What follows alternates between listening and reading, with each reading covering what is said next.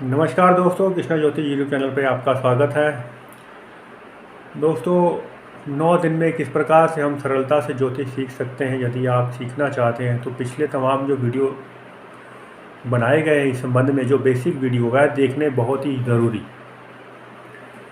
यदि आप वह वीडियो देख लेते हैं शुरू से लेकर अंत तक जो अभी बनाए जा रहे हैं, तो आप ज्योतिष सरलता से ना केवल सीख सकते हैं बल्कि गहराई से किसी का भी कुंडली का विश्लेषण आप कर पाएंगे।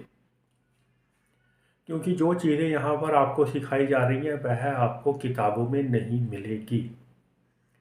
मैं ये नहीं कह रहा कि कहीं लिखा नहीं होगा तो बताया जा रहा है, ऐसा कुछ नहीं है। लेकिन क्या है कि बहुत ज़्यादा मटेरियल इकट्ठा करना पड़ेगा और वहाँ सारे मटेरियल को एक ही जगह पर इकट्ठा करके उपलब्ध कराया गया, इसलिए कहा। एक बुक में कुछ होता है, दूसरी में कुछ होता है, तो बहुत ज़्यादा मेहनत करनी पड़ेगी आपको यदि इस प्रकार की गहराई से चीज़ों को सीखना है, समझना है। ये गहराई की बात आज करनी इसलिए आवश्यक क्योंकि हम चर्चा कर रहे हैं 8वें भाव की। सबसे ज़्यादा जो ज़रूरी समझना है अगर किसी भाव को, तो वह 8वें भाव को समझना ज़रूरी है।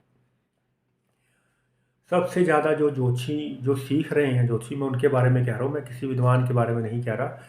सबसे ज़्यादा जो गलती करते हैं जो नए लोग हैं जो ज्योतिष सीखते हैं, 8वें भाव को समझने में गलती करते हैं। सबसे ज़्यादा जो प्रेडिक्शन का फ़र्क पड़ता है या त्रुटि निकलती है, गलती निकलती है, वो 8वें भाव से निकलती है। जिन लोगों ने भी ज्योतिष के बारे में, अगर वह फेमस हुए हैं या लोग उनको जानते हैं, तो आप उन ज्योतिषियों का कभी खुद का 8वां भाव चेक कर लीजिएगा, आपको पता चल जाएगा कि क्यों वह इतने बड़े ज्योतिषी बन पाए। जो व्यक्ति 8वें भाव को अच्छे से नहीं समझ सकता वह बंदा ज्योतिषी नहीं बन सकता। ये बात आप जान लें आज। क्योंकि 8वां भाव दोधारी तलवार की तरह है, ये दोनों तरफ चीज़ें काम करती हैं। क्योंकि यह सिर्फ नकारात्मक तौर पर ही देखा गया है ज़्यादातर। अगर आप देखें कि 8वें भाव को अच्छा नहीं समझा जाता। 8वें भाव में कोई भी यदि ग्रह हो तो मान लीजिए हम ऐसा कह सकते हैं कि वह खड्डे में पड़ा हुआ समझा जाता है। लेकिन खड्डे के साथ साथ यह देवी शक्ति का भी भाव है, यह अध्यात्म का भी भाव है और आत्मा की शक्ति का यह भाव माना जाता है। विचित्र होता है 8वां भाव, जो कि गड़े धन भी देता है और गुप्त ज्ञान तंत्र विद्या भी देता है आपको 8वां भाव। इसलिए 8वें भाव के सूर्य को समझ लेना बहुत ही ज़रूरी। हालांकि 8वें भाव का सूर्य आमतौर पर अच्छा नहीं समझा जाता। ज़्यादातर लोग जो 8वें भाव में जिनका सूर्य होता है वो असंतुलन में रहते हैं, हमेशा बेचैनी और दुखी, और खुद गलत काम कर बैठते हैं, फिर उसके बाद पछताते हैं, फिर अंदर ही अंदर पछताते रहते हैं। वो किसी को कह भी नहीं पाते कि हमने ये जीवन में गलतियां कर ली, ऐसे ऐसे नुकसान जीवन में हमने कर लिए।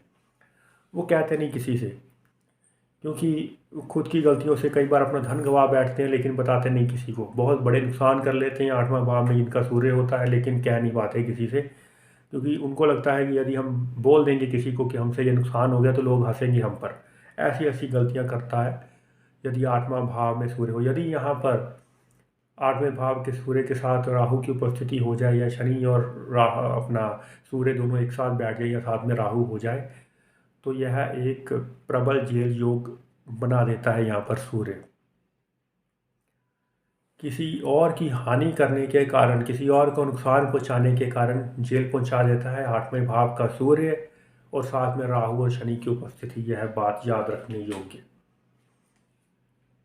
ऐसे जातक कामासक्त रहते हैं, रोगी रहते हैं, भाग्य का उनका साथ कम रहता है।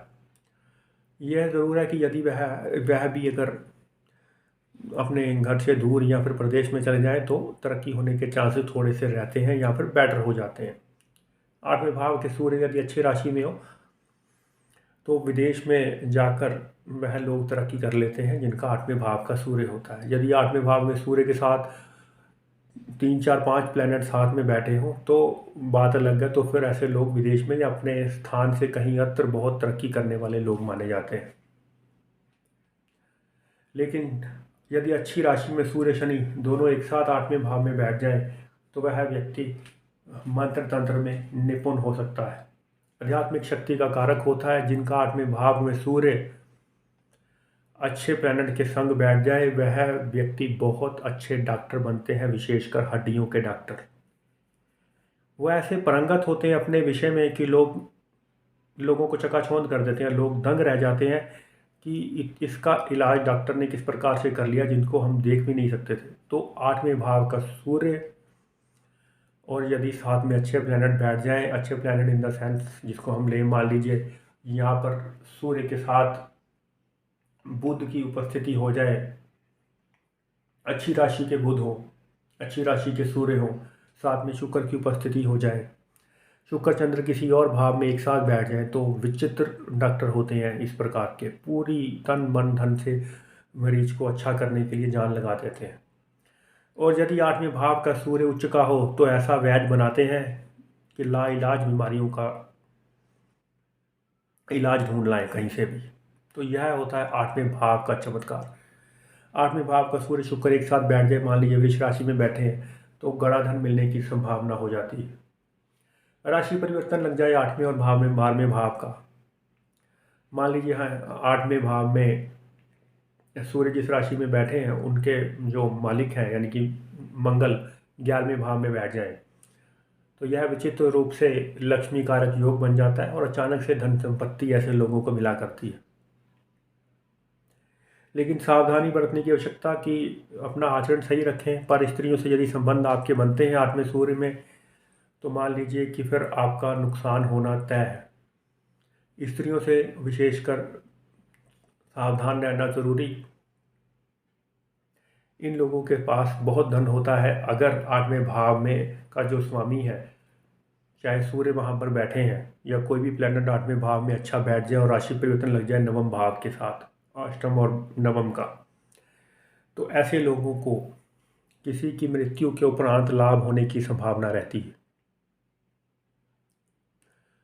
अष्टमेश यदि लाभेश के साथ या धनेश के साथ राशि परिवर्तन कर जाए, यानी कि दूसरे भाव के साथ, पंचम के साथ, नवम या 11वें भाव के साथ, तो ऐसे लोगों को किसी और की मृत्यु से लाभ हुआ करता है। उनको धन संपत्ति का लाभ होने की संभावना रहती है कि मान लीजिए किसी की मृत्यु हुई और पता चला कि वह आपको वारिस बना गए अपनी संपत्ति का, तो यह होते हैं चमत्कार 8वें भाव के।